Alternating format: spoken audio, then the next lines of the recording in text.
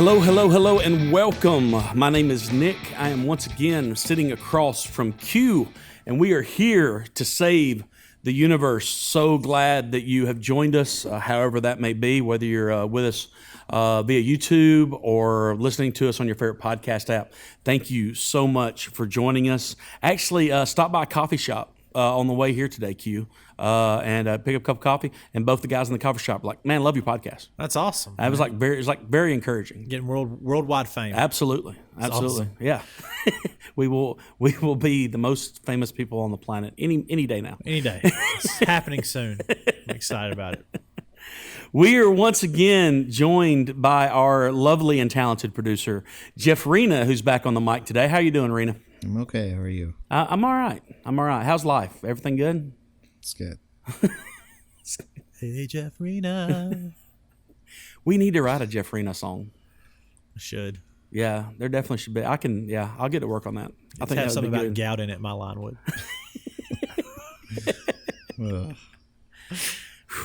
Let's not even joke about gout. You should write a song about gout. Gout ain't no fun.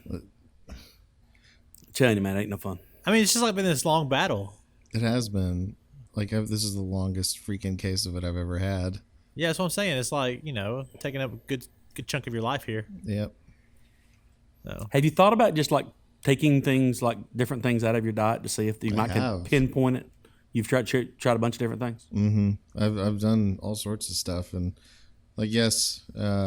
after our vacation, or during our vacation, I kind of let loose. But, before that, we were good, going pretty good on a good diet. And, yeah, it's not helped. So. Have you thought about just eating, cucumbers? I hate cucumbers. I had 2 whole cucumbers a minute ago. I'm salt and pepper. I'm with Rena on this one. I hate cucumbers. God, they're so good, y'all. My wife. That weird, seedy, chewy middle. Mm-hmm. Just the flavor of it. It's good. We were eating supper the other night, and my wife said, "Do you want the rest of my salad?" And I just said yes, not thinking, and just put a fork full of it in my mouth and just spat it all over the counter because that's how bad I can't stand them. Why? I just can't. I don't know why. I don't know. It's just you eat pickles. It just tastes like bad water. No, it tastes like incredibly flavored water. Like when Gatorade came out with that cucumber lime Gatorade, I was like, I'm in. I love cucumber. There's a lot of people who. I don't know why. They gave us pickles. Pickles I even feel great. I feel like to pickles. not like cucumbers is it's so disrespectful to not like cucumbers because especially if you like pickles. Because if you're like, I love pickles, but I don't like cucumbers, you don't get pickles without cucumbers. But the flavor of a pickle is completely different from the flavor of a cucumber. You at least got to eat a few a year and be like, I respect you, cucumber, for all the pickles you gave me. I will gladly say to a cucumber, I respect you, but I'm not eating it. If it had a hand, I would shake it, but that would be weird. I don't eat things with hands. You eat it. No, I don't. No, maybe. Well, I guess I don't eat things with hands. You eat chimpanzees or something? Because I don't. Is there another animal besides us and monkeys that have hands? Yes. like raccoons and raccoons. I don't eat those either. Beavers. There are plenty of people that eat raccoons though. I've never had beaver. Yeah.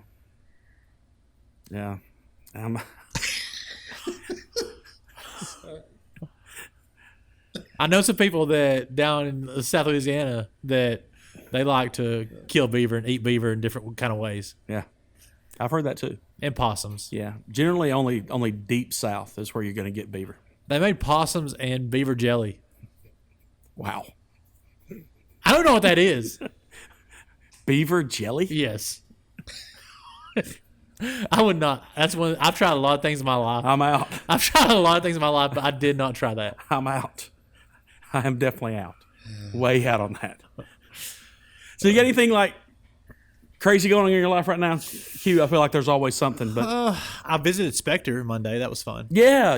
So yeah, I know you cool. told me about that. That's really cool. Yeah. For those who don't know, the movie Big Fish. Mm-hmm. That's the fictional town that Big Fish. Tim Burton put it together. Yeah. Still exists. You can go walk around. There's a bunch of wild goats. Yeah.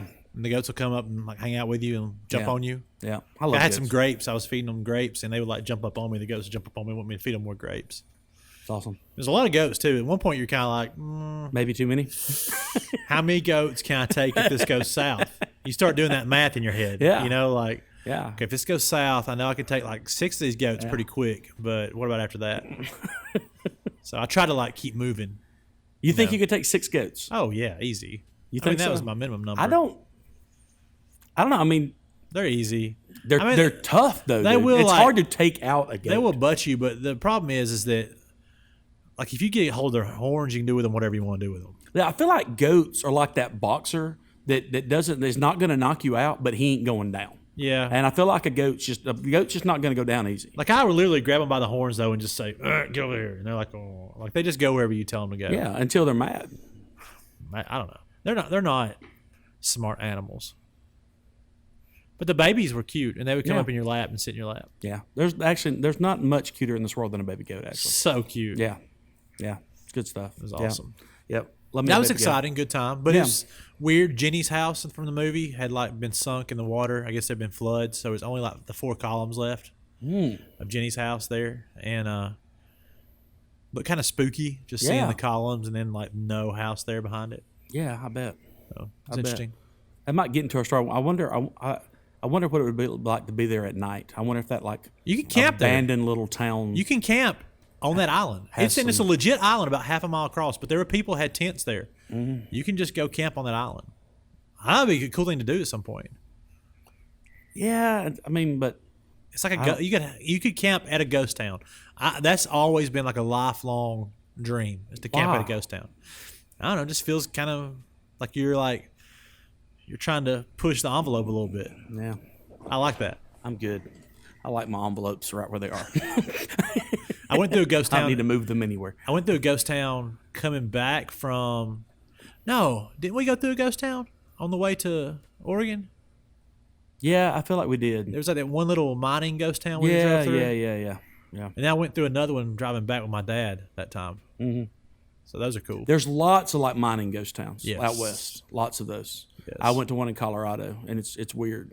It's creepy because you don't know how many people like died in those mines and stuff like that, and it's kind of creepy. It's like I imagine when I'm in that, like even walking around Spectre, I'm like, this is what post-apocalyptic terms or times are going to look like. Just this abandoned craziness. Just this town that's not really there anymore. Yeah. Probably. Hopefully we won't be around to see that. Yeah. I hope I'm not here post-apocalyptic. Neither one of us can say that Yeah. word. Post-apocalyptically. I hope I'm not here. We're going to get back on that subject here in just a minute because of kind of our topic today. But did want to mention our fantasy league, our fantasy football league. Nick and Q saved the league. Started our interdivision play this past Sunday. So basically, my division began to play Q's division, and so far, we're tied up. I did my work. 3 wins apiece. Did you do your work? I did my work. Okay. I did my work. I got a little help from my opponent. Did he mean to leave those people on the bench? Yeah. He made. Those were the choices he made. Yeah, it was the first time for the first time ever. My opponent was my brother-in-law this week, who's in your division, and for the first time, I've never seen this before. But his bench outscored his starting lineup. It's incredible. Yeah, I did the math. At one point, it was like 110 to 103. His bench over his starting lineup. Wow. Yeah. So if you play fantasy football, it's not a good idea. That's not. I want to the way say, win. I mean, a big shout out to your brother Ryan for doing his part this week. Big shout out to Andrew Vaughn. Yeah. Those guys. I need my brother and Lee and Jubal to step up a little bit. Yeah. But I know they tried to do what they could. Yeah. But man, Andrew and Ryan, you guys are all stars. Keep it up. Yeah. I feel good. I feel good about Tom Woodall won his week. Wade Wheeler lost to you, but got some really bad luck at the quarterback position. Who would think that Aaron Rodgers would just score 3 points? Yeah, I was loving that. Yeah. So give him that one. But Charlie has got to step it up. Got to step it up. You said you already had a conversation with him. Yes, I did. And then Randy Brandon and John William both had good weeks. So yeah, Randy, I'm surprised. Randy's hurting. He is, but he's lost some stuff. He has lost a lot of stuff. I was very surprised that he was, but but I think he's going to be all right. I think he's going to pull through. Still a long way to go. Yeah. Still a lot of football to play. Yeah. All right. So for those of you who don't care about fantasy football, that's all we'll say about that. it. But for those of you who do, get those steaks ready. no, not gonna happen. So anyway, but it's a lot of fun. We have a whole lot of fun with it. A lot going on. We'll go in next week. We're recording our debate. Are you ready? Yeah. You sure? Yes. All right. Tell you, man, I got a lot of pin up debate inside of me. I'm ready to go. I'm an expert debater. Which I thought. See, and Rina, either he's wrong or he corrected me on this. But I thought that at presidential and vice presidential debates that they actually had the questions. Why do you want them? Or had the subject. I didn't say that I did, but I thought that we would have them beforehand and get some prep time. The QAnon people made a big deal about how Biden had the questions beforehand, which he didn't. But like, that's where I got that was. If they're saying that only one person got them, then neither one was supposed to have them. Right. In other words, yeah. Okay. Which I'm fine with that. A couple of things the thing that I was worried about is what if you give us a topic and we just agree on it? Then I guess we'll just move on. Yeah. I guess the first person that goes, the other person will say, "Good job, I agree," and we'll just move on. I think Rina knows us well enough to not That's true. lob too many of those in there. Yeah, that's true for the most part. I'm just gonna get all the hot button topics that the politicians are having right now and make you guys really uncomfortable. That's good. I'm excited about it. Not at all. I want to talk about comic books. Will I be as uncomfortable as I was last week when you were mad at me? Yes. And thank you for sharing that uncomfort with the rest of the room as well. We appreciate it. And for everybody that listens. I listened back to the podcast last week, and the whole time I'm just sitting there going, yeah, it's uncomfortable. Of course, I was here, so maybe it wasn't for everybody else. Maybe it wasn't. But I thought it was a great episode. Loved having your daughter it was on great. with us. Fun. That was fantastic. Yeah. That was really, really good. Yeah. That was good. She did great, by the way. Her and Rena's emotions are about the same. And we're about to get back I'm to the just same kidding. I'm just kidding. I can splice things together to make you say things that That would not happen. be fair. Well, I'm in charge of that.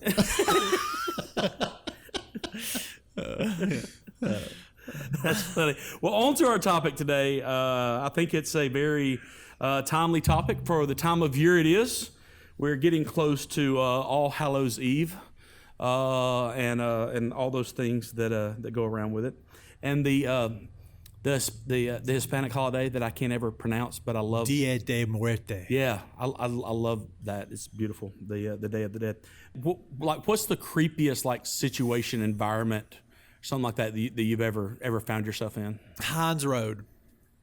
Have you ever heard of Hinds Road? I feel like I have heard of Hinds Road. There was this road in Gadsden. I don't know if it's still what it was, but it was called Hinds Road, and it was. I can't even tell you where it was. It's toward Nakalula a little bit, but I can't even.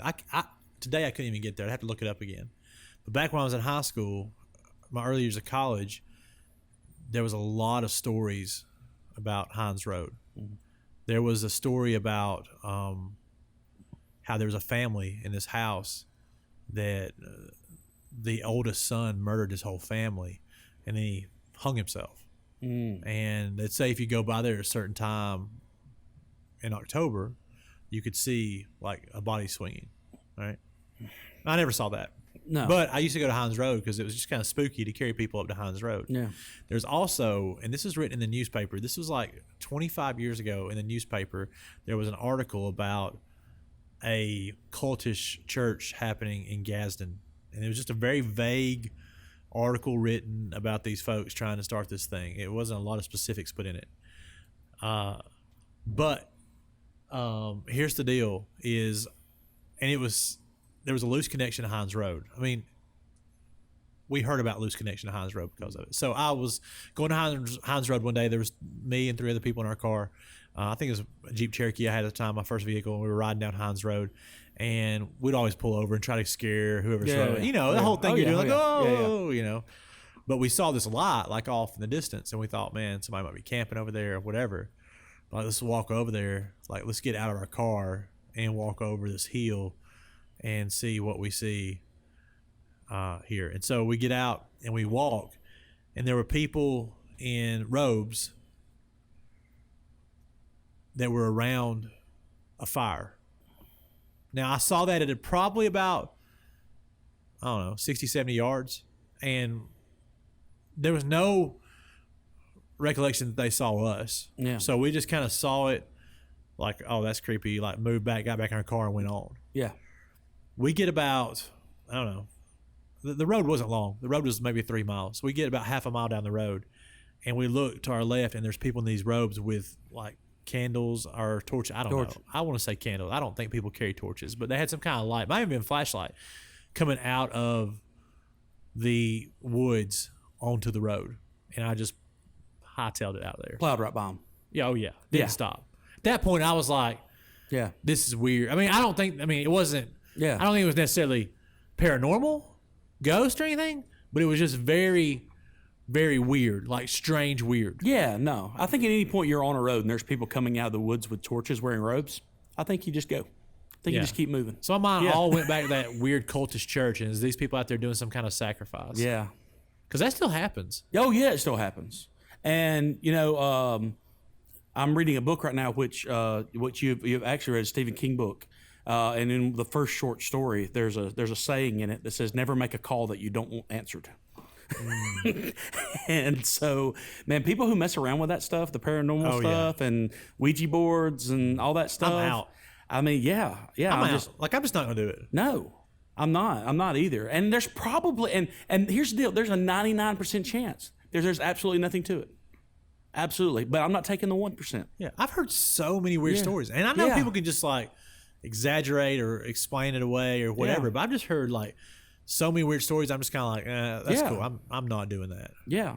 I think because when I was in Charleston, South Carolina several years ago, and I know you've been to Charleston. Yeah. Very, very old city. Yes. A lot of history. And so I went on a ghost tour when I was there.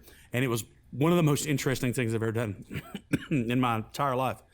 Because there's a lot of history. Like it turns out, like back in the day, the library there now used to be the town jail. And they would just, when they caught pirates, they would just chain them up in the basement of the jail. And instead of having to do like a lengthy trial with all these pirates and put them on trial and stuff, they would just wait for the basement of the jail to flood. And the pirates were chained to the walls and couldn't do anything about it. And well, God took care of that. That's kind of what they said. Well, God already rendered His verdict. So they talk about that when people that work out of the library now will go downstairs to get something into the basement and feel like a hand on their shoulder or things like that. And you wonder how much of that's real, how much of that is just you've heard all the stories. And so you kind of, because our minds are very powerful. Oh, man. So I mean, our minds can like make us feel things and see things that aren't there just because it can project things that we've heard for the stories we've heard and things like that. And my mind in particular is very, because man, I think we got back to the place we were staying that night, and I think me and my wife just stared at each other in the bed for like 6 hours because there was some creepy stories. There was another story of a woman who lost her child, and apparently her ghost had been seen in the graveyard, and we went to the graveyard at like 10 o'clock at night at the time that her ghost would normally be seen. And then, of course, our tour guide says, and of course, anybody who's ever actually seen her ghost has not survived past a week after they've seen her. And so immediately I'm like, so do I look? I mean, what do you tell me to do? Yeah. So I'm gonna look away now. And then he like shows us a picture of what, and man, it didn't look altered. I mean, it's creepy. So like I said, I'm not gonna mess with that stuff. I find it interesting, but I'm not gonna like go seeking it out. But I mean, so I guess Q, you who is always ready for battle, always ready to do whatever it takes to come up with a victory, defend your family, defend yourself. What do you do in those situations? Let's say we've got somebody out there right now. They're pretty sure their house is haunted. They're pretty sure they're in a situation. I mean, where do we go? Because I mean, you're usually a very like physically handle this thing. Sure. And what do you do if the thing that you're trying to handle is not physical? Oh.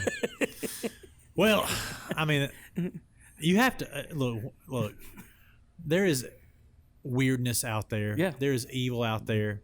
Call it whatever you want to call it. There was one night I remember trying to scare these folks and found myself in this weird place where I saw these black shadows dancing around a fire. That's a whole other story. It was very odd. Here's what you do in the moments when you're looking at things that don't make sense is you have to tie in to fighting a different way. Like you don't fight ghosts like you fight the guy at the gas station. No, I wouldn't think so. Just No. don't do that. That's two totally different ways of fighting. And Yeah. you can get, I've had these people refer to this term lately as I've been looking at working out again. Mm-hmm. You can get gas station ready. I mean, that just takes a little bit of air squats. Gas station ready. Gas station ready. I That's like, just, I like you know, gas station. you don't have to go work out and be a gym rat to get gas station ready. You No. just got to be in the point where if you have to get in a fist fight with some crazy guy at a gas station, you're okay. Yeah. You know, which is Yeah. a little bit of working out, a little bit of A crunches, little bit of working out, a little bit of that's good. strategy too. Yeah. I mean, you just got to So- go for the parts that'll take them out the Yeah, quickest. yeah, but to get ready for something paranormal is really interesting because you never think about what that's going to look like, and you don't carry that stuff necessarily with you, No. like to deal with paranormal. No. Like it's just not something that you like. I just drank some water, but I didn't bless this water yeah, beforehand. You know, it's good. Maybe maybe I should have. Maybe you should have. Since we're in Halloween season. I don't know. But here's the thing. If you're going to deal with ghosts, I don't know, man. Look, number one, I guess you got to decide if you think ghosts are real. Yeah. Where are you at on that? I think demons are real. Yeah. Yeah. I don't know what all kind of ways they present themselves. Yeah. So I'm not sure about that. Yeah, I heard somebody talking the other day. They were talking about kind of like that whole thing about, you know, how do you know if something's real or not real? And it's kind of like, well, do you believe in God? Yeah. Well, it's almost believe in God. You got to believe in the opposite of God. You know, if you believe in evil, then you got to believe in good. If you believe in good, you know, so there's something. I mean, you know, the Bible talks a lot about a Holy Ghost. You know, we read the fancy versions today that say Holy Spirit, but the King James version, the original, refers to it as the Holy Ghost. King's English. Yeah, yeah. No, I mean, if there is an evil, like I feel like we have to attack it from a spiritual mindset. Which in that, I don't necessarily think holy water is a bad idea. I'm kind Can of be cross. I'm kind of okay. The signs of the faith, the Bible, Yeah, prayer. yeah. What did they say on the what's that comment they always say on The Exorcist? The something of Christ compels you. Oh, the of power Christ of compels Christ compels you. Yeah. Learn Yeah. that. Yeah. If you feel like you're facing, I don't know what to tell you to say, but if you feel like ghosts are coming at you, might be something good to throw out. The power of Christ compels you. It's worth a shot.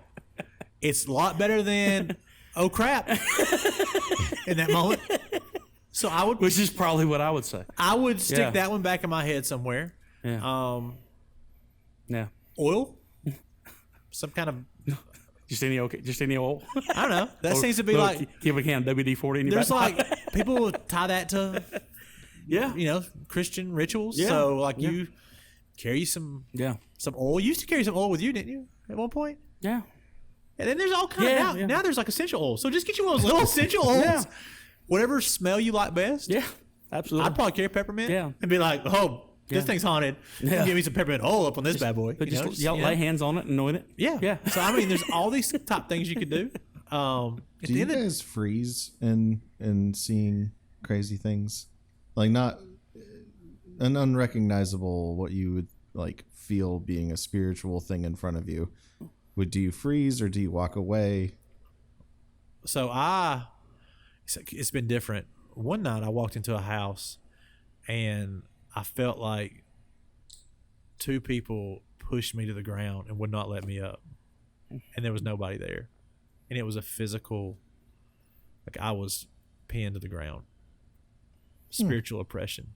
Like, and that was in a moment where I was making some really interesting decisions about my future. So what'd you do? Just lay there? Freaked out right there. Like, God, please help me. Yeah. Like, I don't know what's happening. Mm-hmm. Am I having a psychotic break? Yeah. Is something physically wrong with me? Mm-hmm. What is this pressure pushing me to the ground? Yeah. Those were primarily the thoughts that went in my head. Yeah. Yeah, there have been many there's been many times where I've woke up the next day and my wife will go, well, how do you sleep? And I didn't really sleep. And she'll go, why? And I go, I just felt like there was somebody in the apartment all night long. And she'd be like, what do you mean? I said, could not shake the feeling. I said, I searched it when we live in a tiny 1-bedroom apartment, and I would just get up and search it. And I've had nights where I've done that, just knowing I'm being anxious and just stupid. But then I've had some nights where I did it, and I didn't feel that I was being. Yeah. One night, I'm working at a Christian camp, all right? And I was a teenager, like 19, maybe 20. And 4 guys would share a hotel room at this Christian camp. And the guy I'm sharing this bed with, like, wakes me up, goes like this, goes, Q, Q, Q, Q.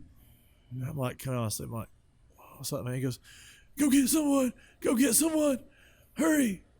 And I'm like, what's happening? And he's like, he couldn't move. He was awake, but like paralyzed. Like, and he said he was having this dream that this evil was controlling him like a mannequin and was beginning to cut the strings around him, and he couldn't move. So is it like sleep paralysis? Oh, I don't know. It was Quentin wets the bed is what it was.